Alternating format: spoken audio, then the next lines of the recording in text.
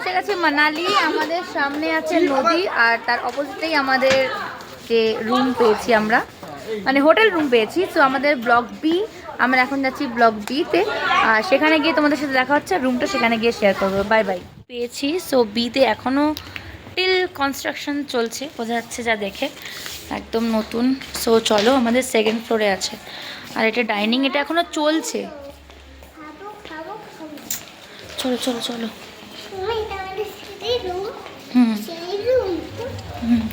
Hey guys, welcome back to another episode of our Himachal trip 2026.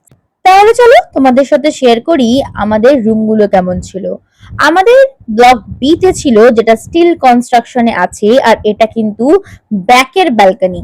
আর ব্যাকের balcony কেন দিয়েছে এই প্রশ্নটা আমাদের সবার মনে আছে। যতক্ষণ না সকাল হবে সেটা ততক্ষণ বোঝা যাচ্ছে না।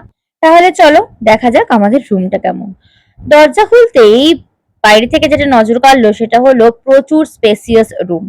দরজা থেকে ভেতরে ঢুকতেই ডানাতে পড়ছে একটা ওয়াশরুম, যেটা কিনা অনেকটাই স্পেশিয়াস, খুবই সুন্দর দেখতে, নিট অ্যান্ড ক্লিন। তারপরে কয়েক পা হেঁটেই একটা বড় মিরর আছে, যেখানে তার পাশেই রাখা আছে একটা ক্যাবিনেট। ক্যাবিনেটের পাশেই আছে একটা ওয়ার্ড্রপ, যেখানে নিজেদের যত লাগেজ আছে সেখানে রাখতে পারো। আর আছে চা বা coffee, whatever you want, সেটা তৈরি করার কিছু সামগ্রী আছে, যেমন চিনি, কফি, চা পাতা, দেন আছে ইলেকট্রিক কেটেল আর দুটো কাপ, আর কিছু ডেয়ারি হোয়াইটনার, দুধ চা খাওয়ার জন্য। যাই হোক, আর রুমে ছিল দুটো সোফা, সাথে আছে একটা টি টেবিল, যেখানে বসে গল্প গুজব থেকে শুরু করি সবই করতে পারবে, আর একটা কিং সাইজ বেড, যেটা খুবই সুন্দরভাবে ডেকোরেট, নিট অ্যান্ড ক্লিন ছিল। এর প্রতিটা রুম থেকে কিন্তু ভিউ আছে এই হোটেলটার। সো আমরাও একটা ভিউ ওয়ালা রুমই পেয়েছিলাম, আর এত বড় একটা ব্যালকনি পেয়েছিলাম, যেটা কিন্তু দেখেই আমাদের মন ভীষণ ভাবে খুশি হয়ে গিয়েছিল। তাহলে চলো ব্যালকনি থেকে আমাদের পুরো রুমের ভিউটা দেখাই। যদিও ব্যালকনি থেকে আজ কিন্তু রাতে কোনো ভিউ পাওয়া যাবে না। আর এই দরজাটা খোলা মাত্রই নদীর এই কলকলানি শব্দতে মনটা কিন্তু বেশ ভালো হয়ে গেল। সত্যি বলতে যতটা ক্লান্তি ছিল এই সিমলা টু মানালি এই লং জার্নিতে, একদম ধুয়ে মুছে সাফ হয়ে গেল। আর এখানে আমার মেয়ের তো ভীষণই পছন্দ হয়েছে, বড় ব্যালকনি বলে কথা, বড় রুম বলে কথা। আর এখানে আমাদের সব ব্যালকনি কিন্তু অ্যাটাচড, একটা করে শুধু সেগ্রিগেশন করা আছে, বাট বেশ সুন্দর। বাইরে থেকে ভিউটা দেখাবো, আমাদের এই পুরো রুম, পুরো হোটেলটাও কিন্তু বেশ সুন্দর দেখতে। আমরা যেহেতু ব্লক বি পেয়েছিলাম, তাই আমাদের কিন্তু খাওয়া দাওয়ার অ্যারেঞ্জমেন্ট আছে সবই ব্লক এ তে। সো চলো যাওয়া যাক ব্লক এ।